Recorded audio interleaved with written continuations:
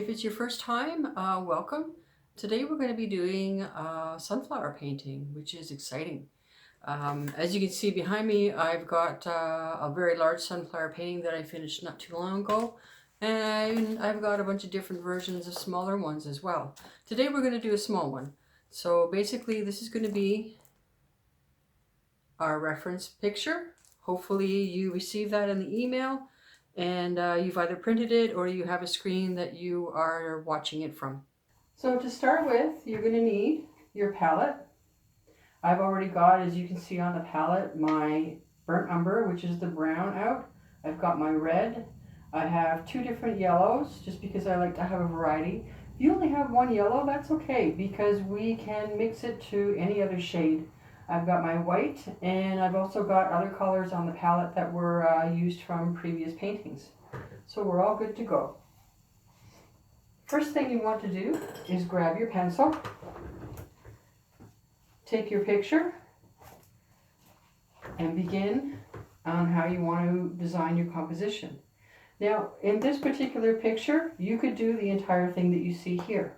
What I always like to do, and what I tend to do in my artwork, is I'll choose what I want to include in my artwork from the photograph that I'm using. So in this case, I'm going to use most of the flowers, but I'm actually going to cut them off a little bit. So I'm going to start with drawing the center of this flower over here. And I want it fairly large because I want it to cover my canvas. And then this one over here, I'll draw the center of that one. And then I'll start putting in my petals. Now, as you can see in this photograph, this sunflower was one that was in my garden, and it had started to get a little bit dry. And I like to leave them at that point when they get that point, because that's when they start to become really interesting, especially for creating artwork. So this is what I've done with this one then, is I've waited for that optimal time when I can take some photographs. And this is only one photograph. I've got several photographs that I took at different stages while it was in the house. You'll also find different sunflowers do look different. There are different varieties out there, and the middles are often can show you that. So let's just draw in, and you don't have to be exact about it. I know oftentimes when my students come into the class, they get a little bit too hung up on the drawing. The drawing is sort of a guideline. I expect when I'm painting, and even when my students are painting, that we're going to go and sort of wander away from that initial drawing into whatever it is that the painting starts to develop into. Painting and creating artwork, you have to be flexible in the process, simply because when you're going along, sometimes you've got another idea that presents itself that seems a little bit more fun or a little bit more interesting that you want to include. So basically what I'm saying is, don't be afraid to change your mind when you're doing your artwork. Okay, so then we're going to do this guy back here, and the petals are going to be a little bit smaller back here just because it's further away.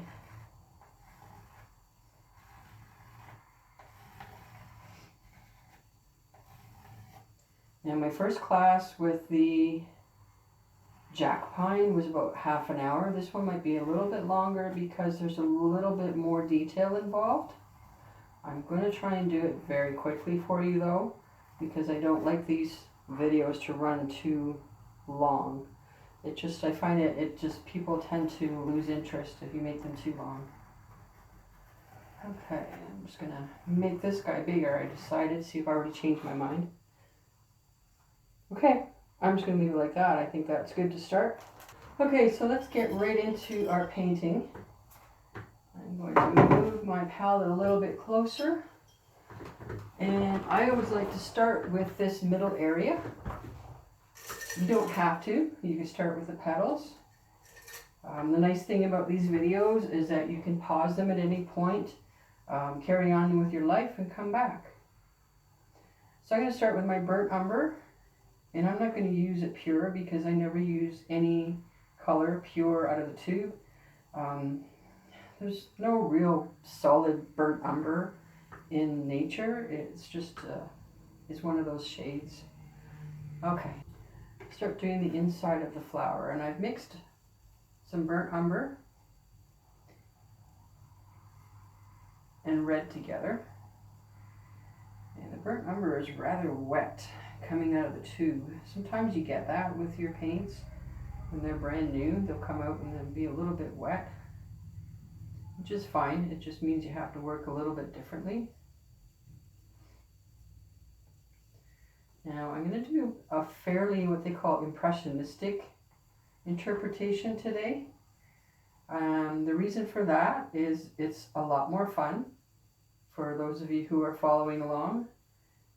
It's a lot less stress because anything goes. If you want to do a super hyper realistic version, by all means, you can go ahead and do that. But like I said, I'm just going to do something very impressionistic at this point.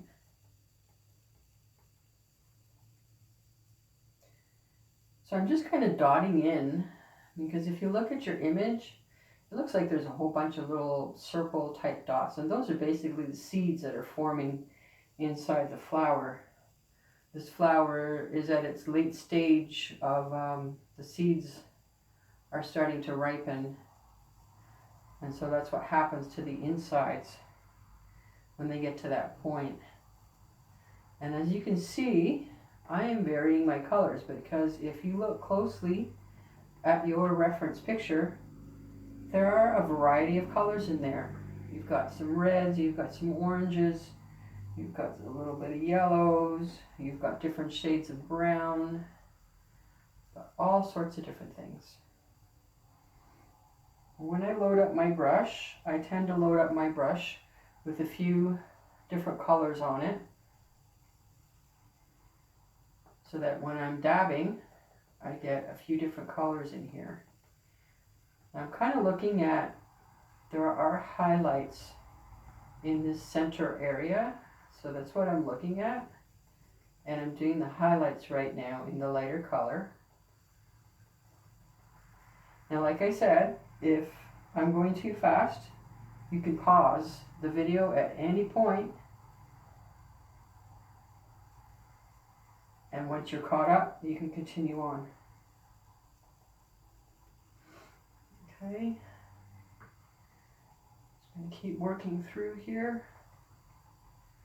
Up here is a little bit further in the distance, you don't have as much detail. So things get a little bit more smooshed together. That's the tricky part when you're using an image that you've taken with your camera, or someone else has taken with a digital camera, or that you found on the internet. You have to be really careful, because the digital camera will try to put everything, and as much as possible, into perfect focus. But in reality, when you're looking out on the world through your own eyes, the only things that are really truly in focus are the things that you're focusing on. I know it seems kind of weird to say, but it's true. Everything else is blurry in your perceptual vision, your side vision. Okay. So I kind of like that. I'm going to leave it. One thing that you learn as you go when you're creating artwork, and especially when you're working with paint, whether it be acrylic paint or oil paint, is you start to learn over time when it's time to just stop. Overworking a painting is very, very common, and sometimes you will start with something that starts to look really amazing, and then you think to yourself, oh yeah, but I just want to fix this one little thing, and then you fix that one little thing, and then you look at it again and you go, oh no, I just ruined the whole thing. Everything that I had there is gone. So then you spend the next 3 hours trying to get back what you had at the beginning, and your painting ends up turning to mud, and you get frustrated, and then you decide, I'm a terrible painter and I just don't want to paint anymore. Yeah. I know from personal experience going down that lane and thinking those exact same things. So don't worry, you are not alone. We all make that mistake. This one back here, because it's in the background, I'm going to make it a little bit lighter, a little more blurry, a little less things going on that we can see. Again, like I just explained, because it's in the background. Okay. Perfect. Good, good. So we have the centers. Now we can always go back to them if we decide that we do want to change them. But for the purposes of the video, we're going to move on right now. And I'm going to use, because I'm kind of looking at this top petal right here. And we've got a lot of sun on these petals in this area. So that's this area here. So I always like to mark out where all the highlights are first. Because sometimes if I don't do that, I forget where they are. And I end up overpainting them. And then I've lost my highlights. And your highlights tend to be your center of interest overall, because the light, or your eye, is attracted to the brighter spots of anything that you're looking at. And especially where there's contrast. If you've got something that's really dark up against something that's really bright, it will attract your eye to that area. Because your eye's saying, hey, there's something going on here. This is something I have to pay attention to.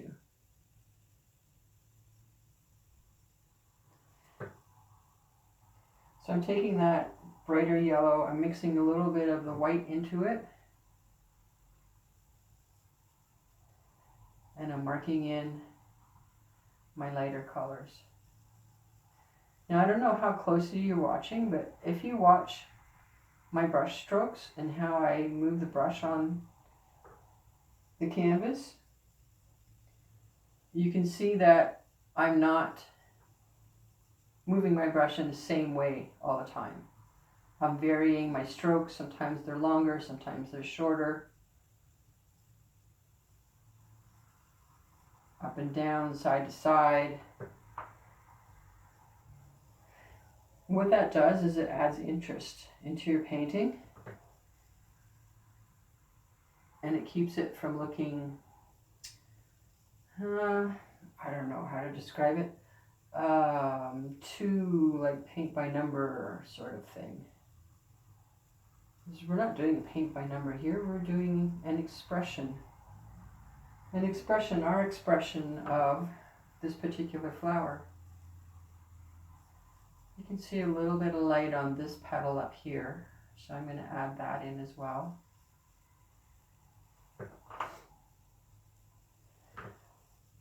This one here is really hard to see, but it's actually two petals kind of smooshed together.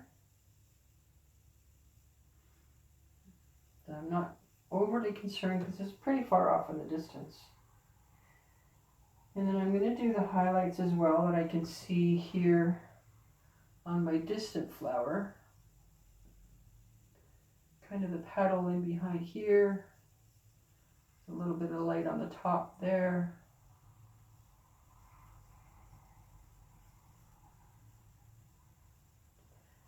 I get asked a lot, people say, how do you know which brush to use? And there's a very simple rule that I use when it comes to figuring out what brush I want to use. And that's basically fitting your brush size to the area that you're painting.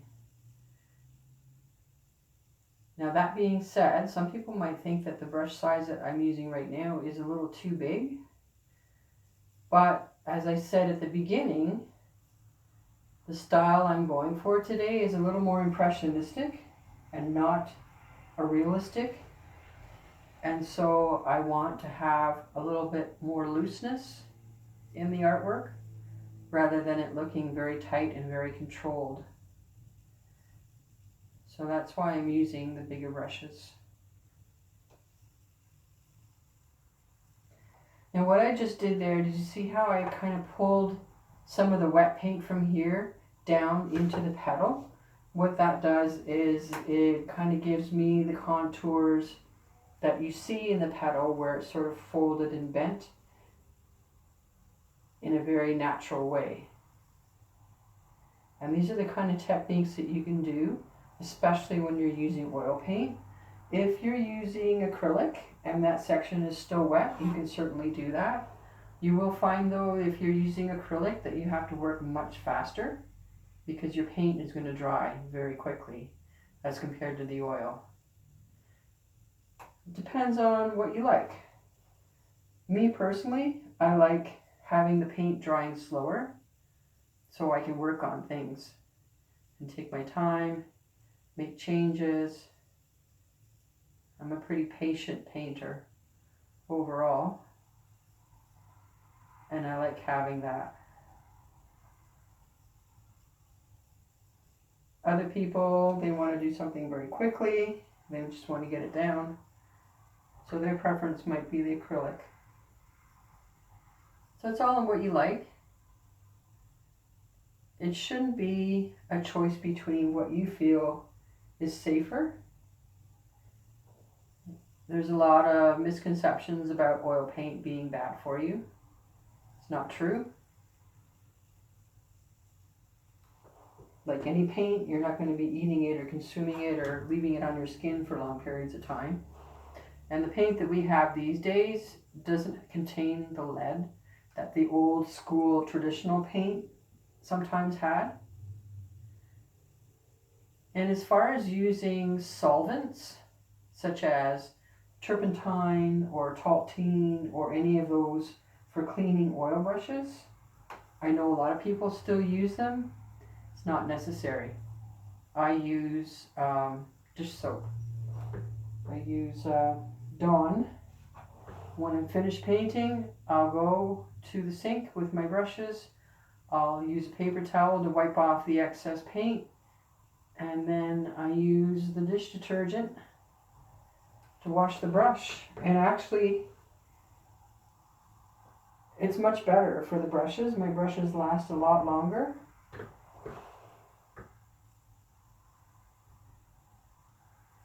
And I don't need to use any of those really harsh chemicals. So if you are out there and you're using oil paint and you're using these solvents, I challenge you to give it a try. Don't use the solvents anymore. Put those away. Give them away. Take them to the dump, whatever. And start using the soaps to wash your brushes. And when you thin down your paint, all you need to use is either a linseed oil or a walnut oil. It's your choice.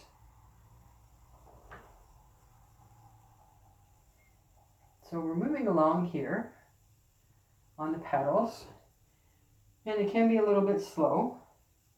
The trick is, if you look closely at this image and at any flower that you've ever seen, no two petals are exactly the same. So be conscious of that when you're painting, that you're not copying, you're not making one petal perfect and then copying that. If that's what you want to do, if that's your style, go for it. But if you're looking for something that is more representational, that is more closely related to what you see in real life, then you should be trying to put variety in your work. If you look closely at what I've got here, no two petals on this page are the same. Very, very different. As you can see, these petals here that I'm working on right now that are further away from the light are darker. And that's because, like I just said, they're further away from the light. So the further away from the light something is in your image, the darker it's going to appear.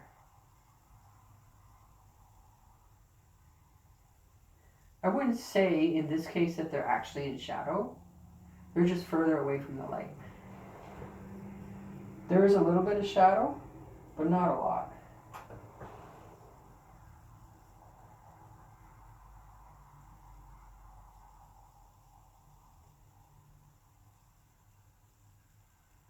This is tricky for me, painting and talking at the same time.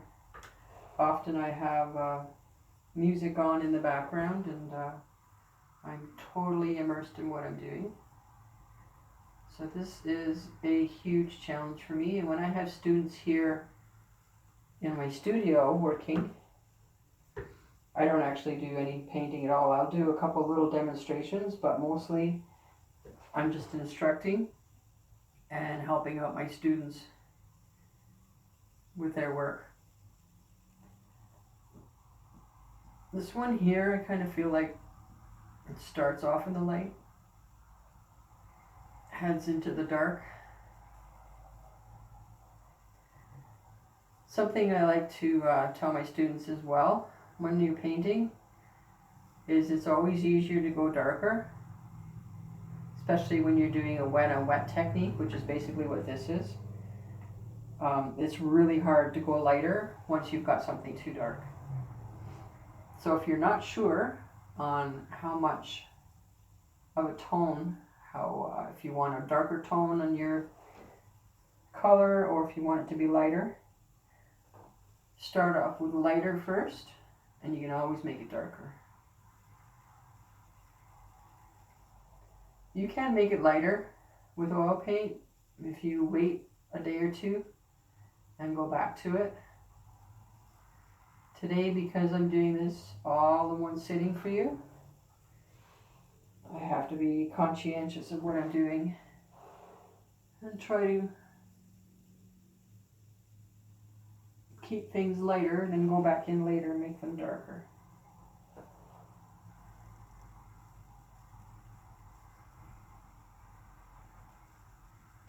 Like I said, this one back here is tricky. Kind of a folded over leaf and another leaf over top of it as well.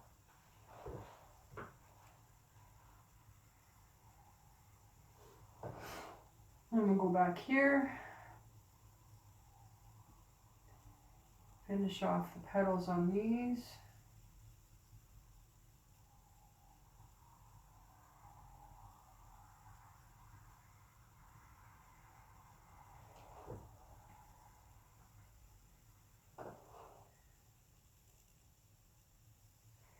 That was a little bit dark. Sometimes if your brush is getting too muddy, that's what the cloth is for. I wipe it off.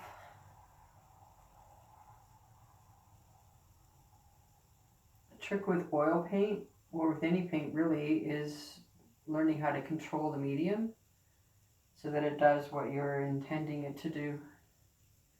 It's the tricky part. Sometimes we have great ideas and how we want something to look, but we're not too sure how to execute it. It's all in practice though. I mean, don't get discouraged. If you can't figure something out, it's like anything. You don't figure it out the first time. Don't get discouraged. Just practice and eventually you will get there. Okay, so those are the very basics of the petals. I'm kind of feeling like this one over here has too many empty spaces. So I'm going to add a petal in there. I just have to decide how I want to do that. I don't want it to come straight out because that's kind of boring. I think I might have it go across. So what I'm going to do, I'm going to take a lighter color. This is a little tricky because I'm going to be going over top of what's already here. Go across. Bring it down this way.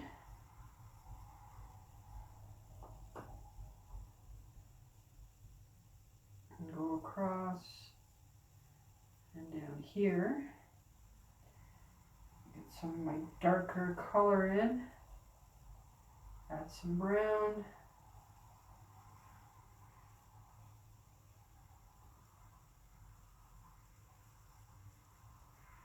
That was kind of neat, the way the brush just pulled across that little bit of the brown.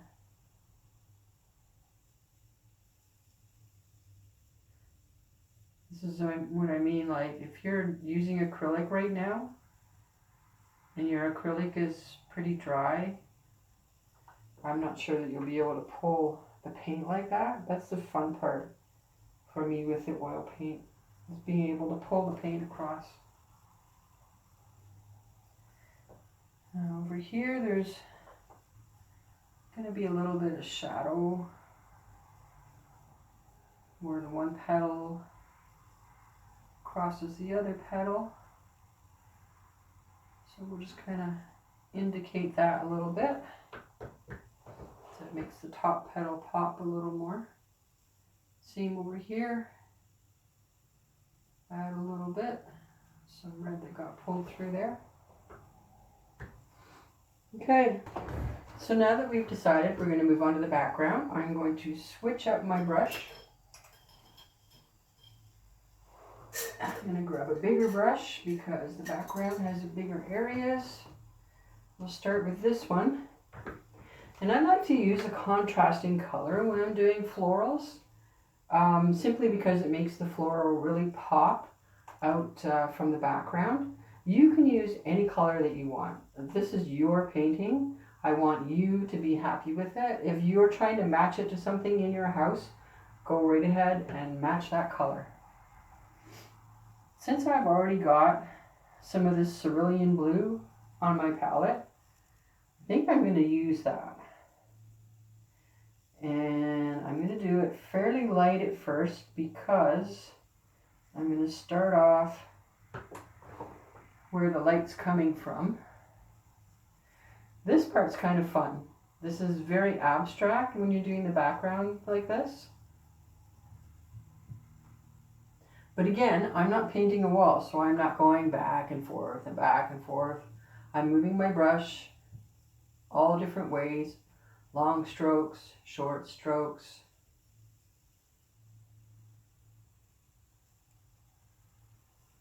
Adding a lot of variety in here. And these little gloops, I'm going to leave those because that's what makes it abstract.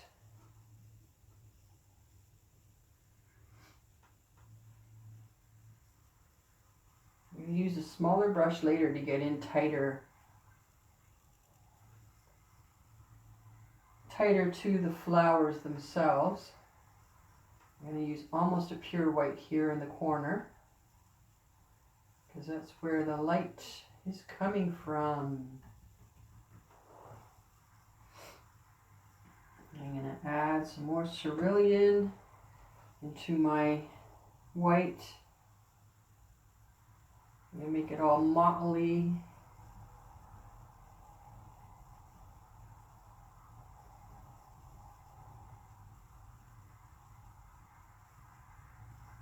And have fun with this. There's no rules when it comes to doing this kind of work. I mean, you don't... I guess there is rules. The basic rule is to keep it with variety. You don't want it to be boring. You don't want it to be, like I said, the same brush stroke all the way through and the same tone of color all the way through.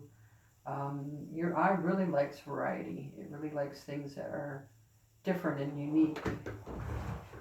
So don't be afraid to do that. So up here, I'm going to use almost, I say almost because they never use the pure from the tube, but almost a pure cerulean. I'm going to add, I've also got some ultramarine still on my palette, and I'm going to use some of that too. As we get down here, it's going to be darker, as you can see. If you mix the two, cerulean blue and the ultramarine together, You get a fairly dark, it's dark but it's bright at the same time too. It's really nice. Up against that yellow, it really, really pops nice. I like that. Put the two together, and I'm just blocking in right now. I'm going to go over it with a smaller brush because some of these areas are a little small, and fill out the smaller areas.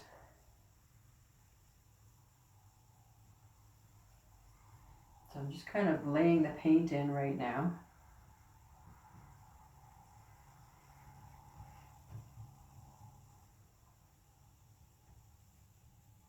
Certainly if you're sitting at home and you're working on this and you're pausing and you're playing and you're doing different things, having some nice music in the background is, I find, is really great.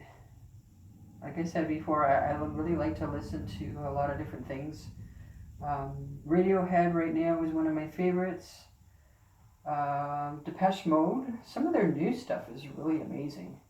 Their old stuff I always like, but their new stuff is like, it's really artistic to me. It's very experimental. Of course, if you're more into country or pop or classical, definitely indulge yourself. Okay, so I think these areas now that I'm getting to are really small. So I'm going to switch up my brush. And I have a lot to choose from. I'm going to pick something that's fairly new so I can get tight into the edges. There's all sorts of different brushes out there too. These ones here have a flat top to them. I like them because I can get really fine, I can draw really fine edges with those. You can also get ones that have the rounded tops to them. They're all different shapes and sizes. So let's get in a little closer to our petals. What we're doing right now is called painting the negative spaces. And the negative spaces are the spaces around the positive objects, with positive meaning the objects that are in the foreground. So our flowers are in the foreground, and our background is our negative space. So we're painting around that right now. Some people really hate doing it. Other people really like it. For me, it really depends on my mood. Some days it's not something I want to do, and other days I'm all for it. Today it's a little sloppy for me just because I'm trying to do this quickly. My goal is to not have these videos run too long, because I don't want you watching me painting. I want you to be painting. All I'm doing is basically guiding you and giving you some ideas on how to approach your artwork.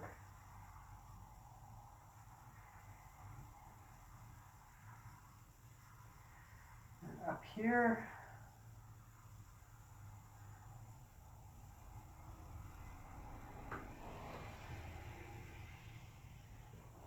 in here. Okay, so we're getting pretty close to the end now.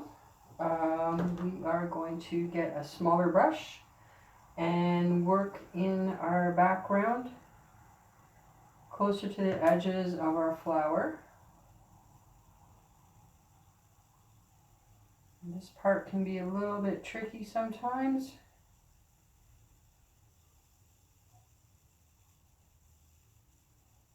The idea is that you really don't want to cover up the flowers that you've already done.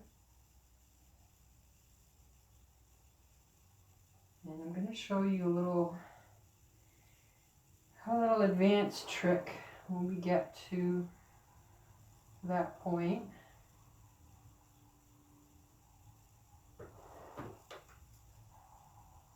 Grab this one here. That's a little better.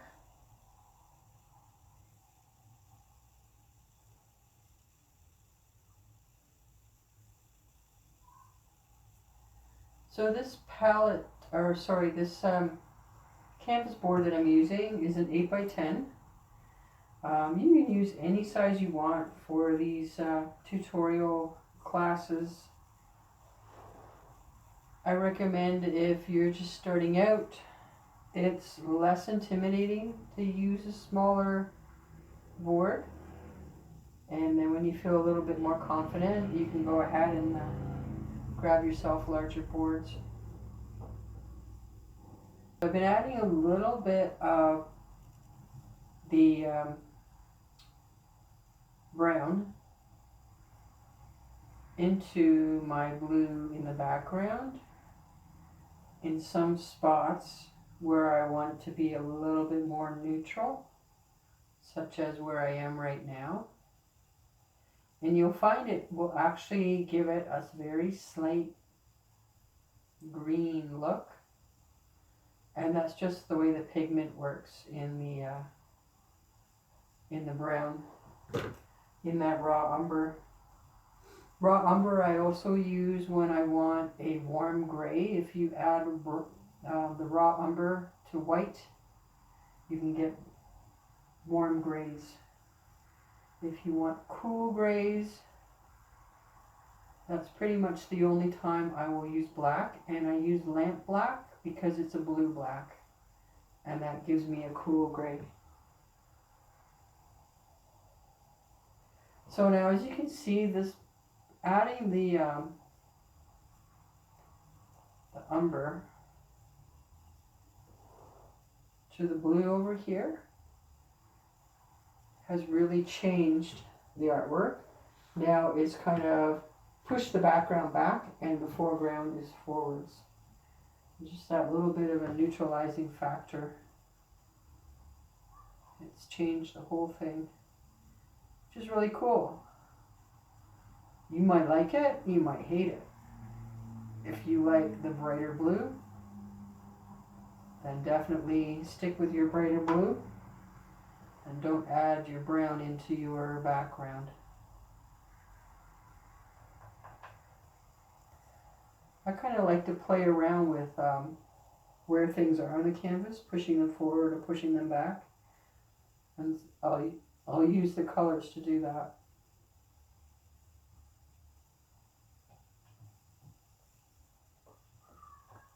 Add some in here.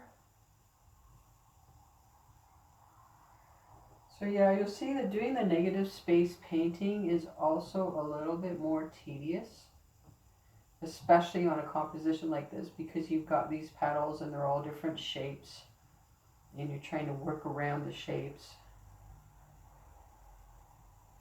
This guy over here I kind of forgot about. Sometimes I'll do that when I'm painting. I'll think I'm done and then I've got a negative space area that I haven't even covered up. Okay, so what I'm going to do at this point, I grabbed myself some of the walnut oil, and I use an eyedropper that was used for my pets, actually, for some of their vitamins, because you don't really need a whole lot of this oil. It's very viscous, and it breaks down the paint very quickly and easily. And I'm just going to make a small pool of it on my palette, and I'm going to take a fresh brush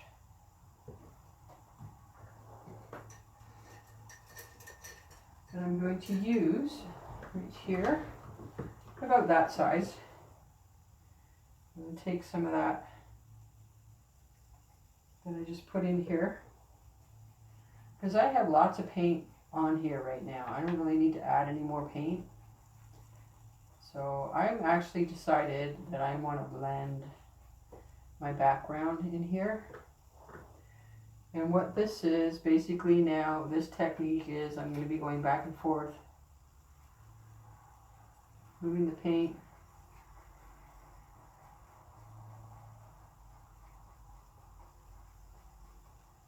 brushing some off on my towel.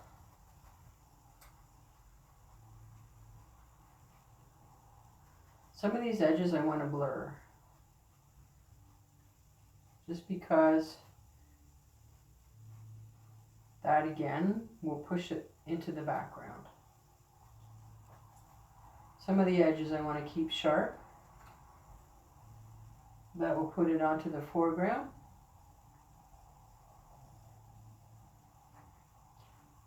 And it also provides additional contrast. You keep the edges sharp. So this top edge I want sharper. This one here I want to blur in.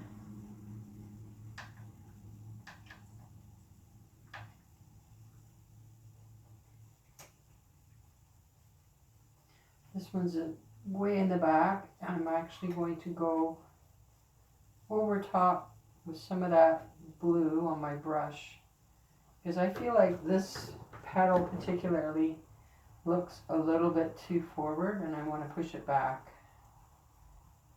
So I'm going to grab some of that blue from my background and actually lay it in right over top of the petal, and that'll help push it back. Same with this one here.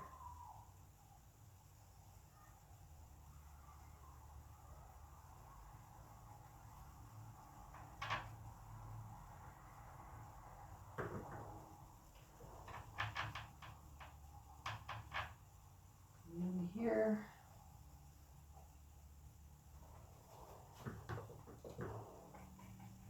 Over here.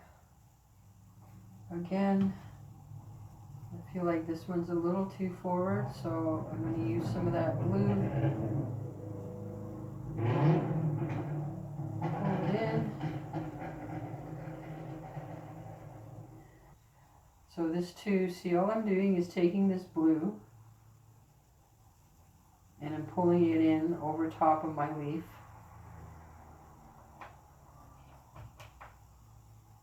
Because I want that to be in a little bit more shadow. This little section here, I'm actually going to grab a little bit of paint on this brush because I'm missing a little bit up here.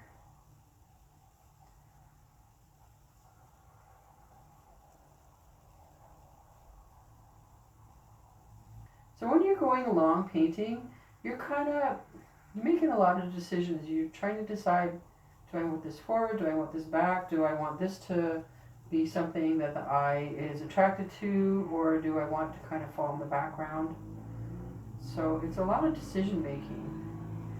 And the great thing is if you make a decision and then later on you look at it and you go, no, that just doesn't look right, you can always go back and change your mind and fix it.